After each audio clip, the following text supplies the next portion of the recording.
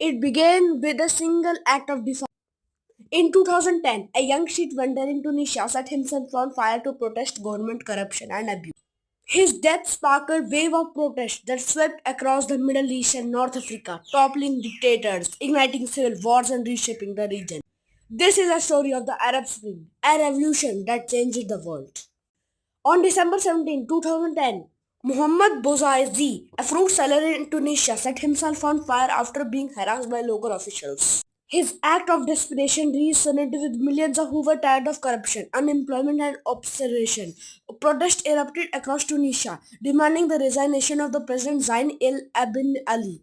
Within weeks, Ben Ali fled the country, becoming the first leader to fall in what would become known as the Arab Spring. The success of Tunisia's revolution inspired others across the region. The fire had been lit. From Tunisia, the wave of protest spread like wildfire. In Egypt, thousands gathered in Tahrir Square demanding the end of President Hosni Mubarak's 30th year rule. Libya, protesters took arms against the Muhammad Gaddafi. In Yemen, Syria and Bahrain, people rose up against their authoritarian regimes. Social media played a key role, with platforms like Twitter and Facebook helping protesters organize and share their message with the world. But while some revolutions succeeded, others descended into chaos. In Egypt, the revolution seemed to succeed quickly. After 18 days of massive protest, Hosni Mubarak stepped down in February 2011. The military took control, promising transition to democracy. But the road democracy was rocky.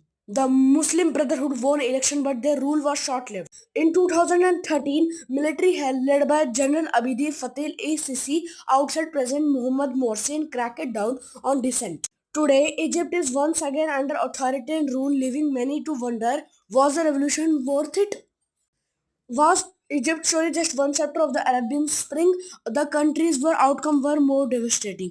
In Libya, protests quickly turned into an armed rebellion. With NATO support, rebellion overthrew Muhammad Gaddafi in 2011. But without a strong central government, Libya descended into chaos, with rival militias battling for control.